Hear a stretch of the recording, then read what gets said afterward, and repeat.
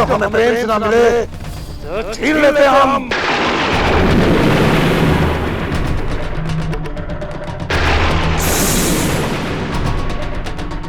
जाते जाते हमारी भी बात सुनती जा।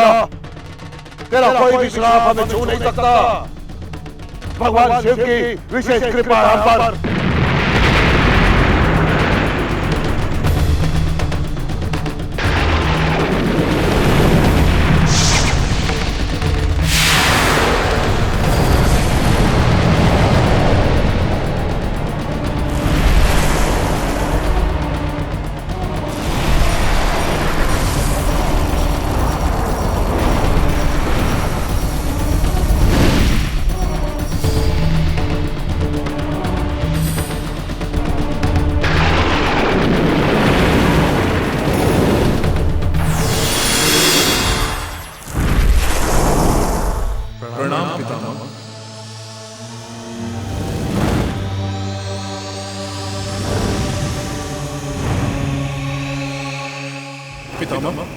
हमें इसे रोकना होगा। रावण को असीम शक्ति और अतिरिक्त आयु महादेव ने ही दी है। वे ही इसे रोकने का उपाय कर सकते हैं।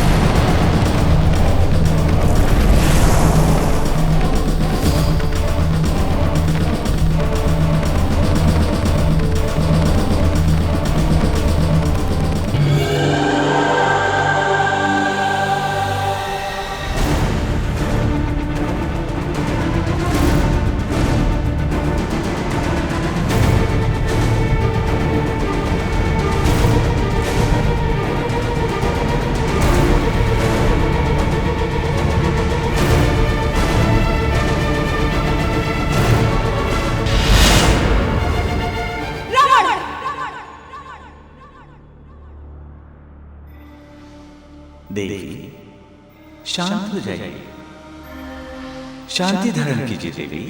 स्वामी, रावण अत्याचार और व्यभिचार की समस्त सीमाएं लांघ चुका है।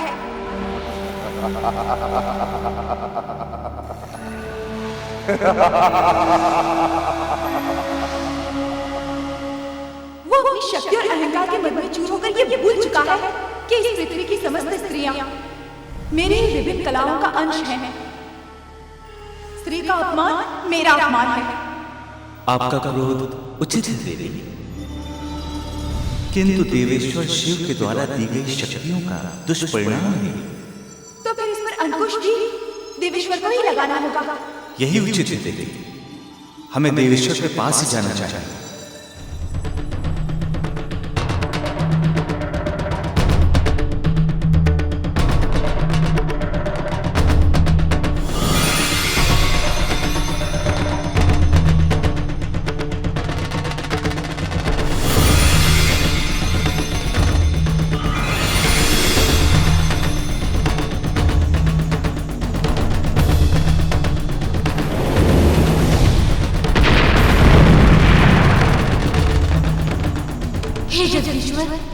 अब आप ही इन्हें रोकिए। सारे जगत में उथल पुथल मचने लगी है।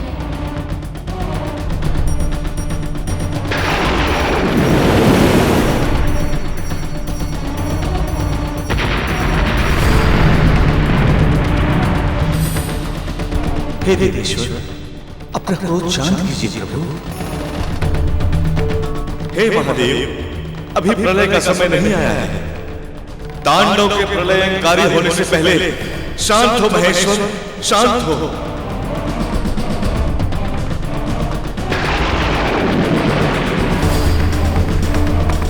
शांत हो जाइए प्रभु, शांत हो जाइए। शांत हो जाइए महादेव, शांत हो जाइए। शांत हो महेश्वर, शांत हो।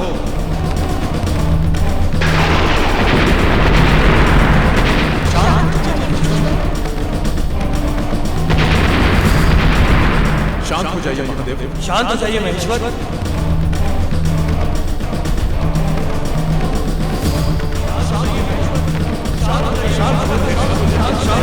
शांत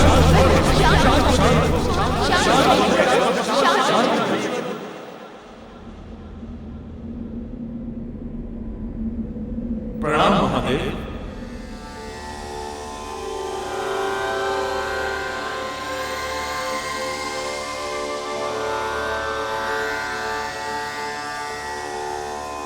हे देव, हे देवियों, आप जिस व्यथा को लेकर यहां उपस्थित हुए उसी पीड़ा से हम भी बहुत दुखी हैं।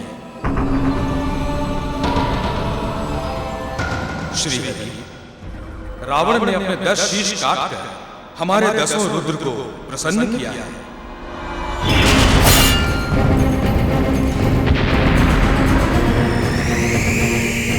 इसीलिए मैं 11वें रुद्र का अवतार लेकर उसकी सारी शक्तियों को एक एक करके नष्ट कर दूंगा।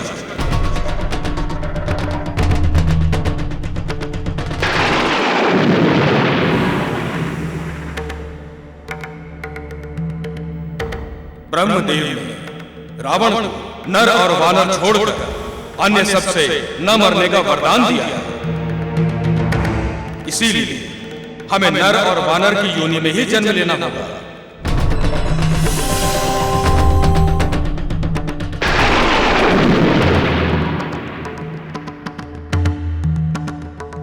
मैं अपने 11वें रुद्र के अवतार में वानरराज केसरी की पत्नी अंजना की कोख से जन्म लूंगा।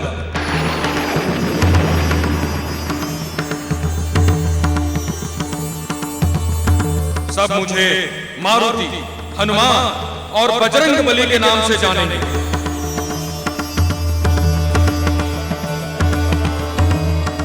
मैं रावण का काल बनकर पृथ्वी पर आऊंगा। रावण का काल बनकर।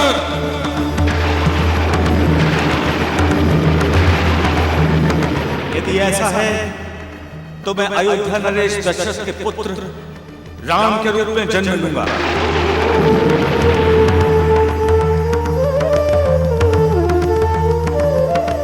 और रावण को मृत्यु के मुख में पहुंचाऊंगा।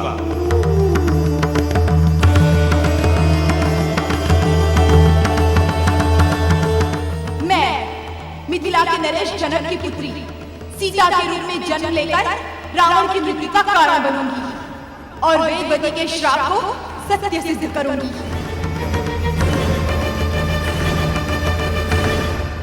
पवन देव, आपको तो हमारे कार्य में बहुत बड़ा योगदान देना है। अंजन वन में आप कुल देवता के रूप में पूजनीय हैं। अतः आप मेरे जन्म लेने के लिए अनुकूल वातावरण बनाएं।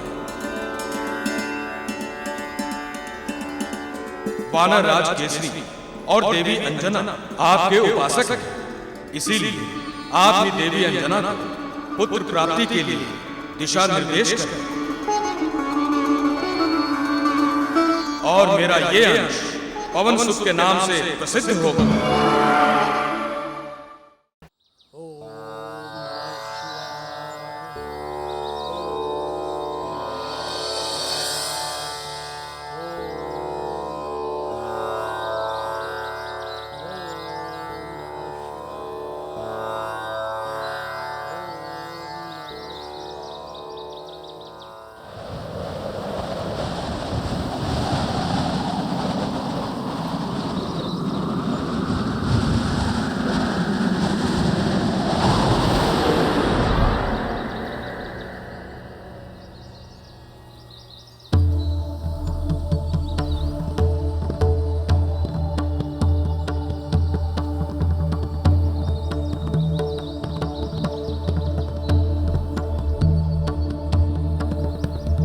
ऋषि मतंग को मेरा प्रणाम।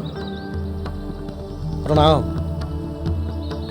पवन देव, आप यहाँ? हाँ ऋषिवर, मैं एक विशेष कार्य हेतु यहाँ आया हूं। कहिए। ऋषिवर, लंका नरेश रावण के अत्याचार बहुत बढ़ गए हैं।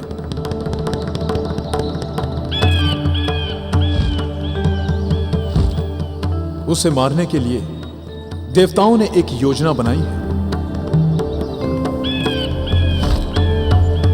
क्योंकि रावण को नर और वानर छोड़कर सबसे वध ना होने का वरदान प्राप्त हुआ है, इसीलिए भगवान शंकर उसे मारने के लिए एक वानरिकी कोख से जन्म लेना चाहते हैं।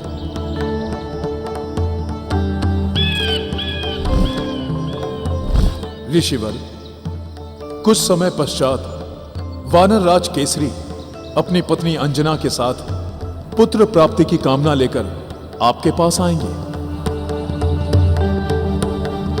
आपसे ये प्रार्थना है कि आप उन्हें शिव मंत्र देकर उन पर उपकार करें।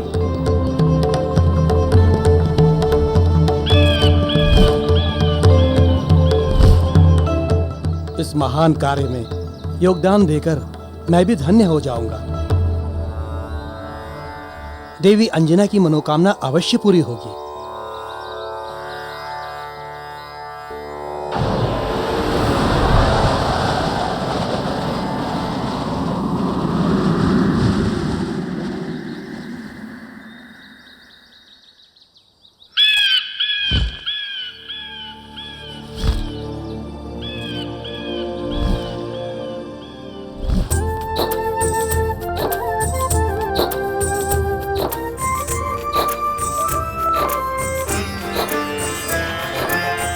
तपती धूप धूल भरी आंधी, नंगे पांव अंजना जाती। गदा लिए केसरी संग चलते, पग पग उसकी रक्षा करते।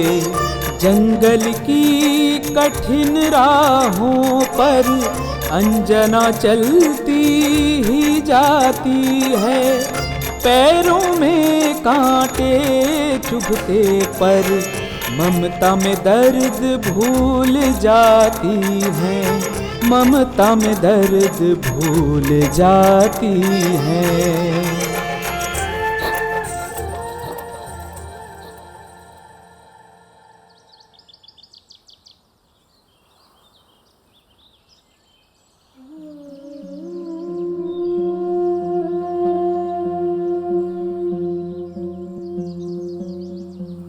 न जाने किस साधु के कहने पर यह सब कुछ कर रही हो तुम। पुत्र प्राप्ति के लिए मैं कुछ भी करने के लिए तत्पर हूँ। मुझे उस साधु की बात पर पूरा विश्वास है। मतंग ऋषि के आशीर्वाद से हमें पुत्र प्राप्ति अवश्य होगी।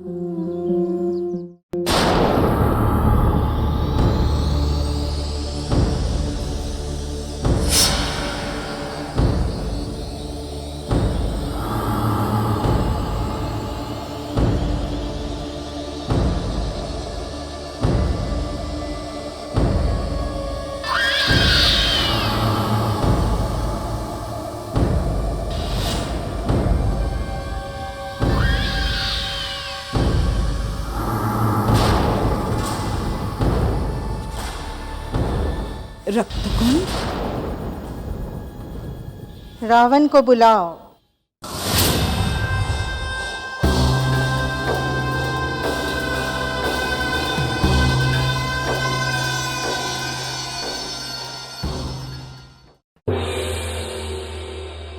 आपने हमें बुलाया?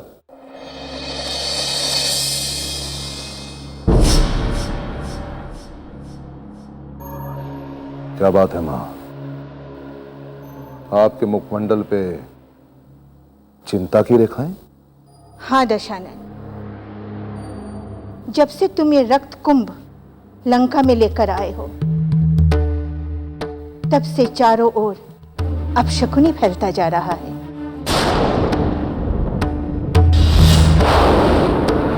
कुत्तों और सियारों की रोने की आवाजें सुनाई देती है।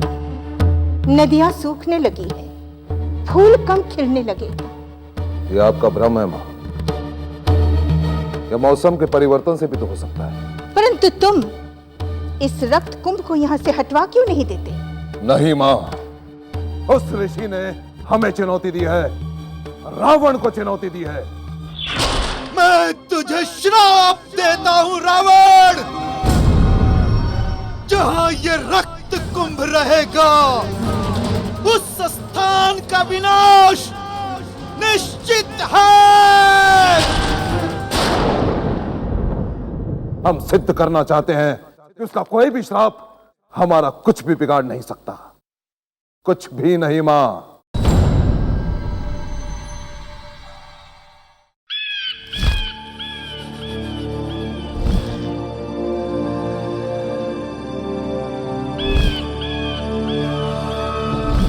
हमारे कोषागार में पक्षी?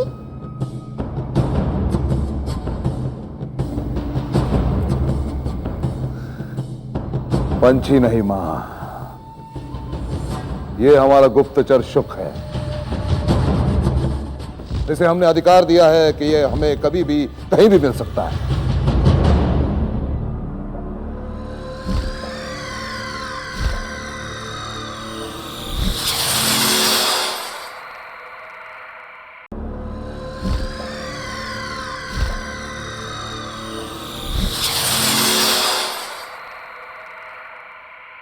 महाबली की जय। क्या समाचार लाए हो शुक? महाराज, देवता आपके विरुद्ध षड्यंत्र रच रहे हैं, जिसके अनुसार वानर राज केसरी और अंजना का पुत्र आपके लिए काल समान सिद्ध होगा। जिसके अनुसार वानर राज केसरी और अंजना का पुत्र आपके लिए काल समान सिद्ध होगा। परंतु केसरी को तो कोई पुत्र है ही नहीं। मैं होने वाले पुत्र की बात कर रहा हूं राजमाता।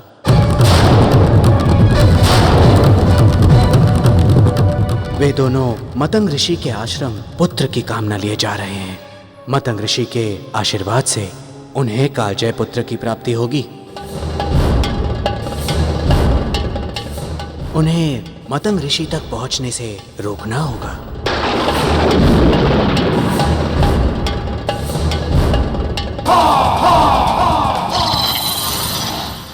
वे मतंग ऋषि तक पहुंच नहीं पाएंगे, कदापि नहीं। शुक, तुम महारानी मंडोदरी के भाई मायावी को वहां भेजो और उससे कहो कि वो अंजना और केसरी को रास्ते में ही समाप्त कर दे समाप्त। जो आज्ञा महाबली।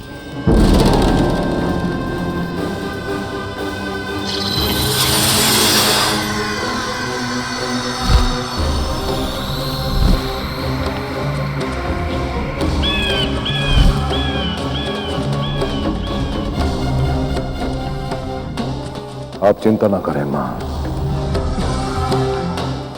रावण है हम, रावण जिसके नाम से धरा भी थर थर थर्राती है, तो उसका एक तुच्छ वानर काल कैसे बन सकता है? असंभव।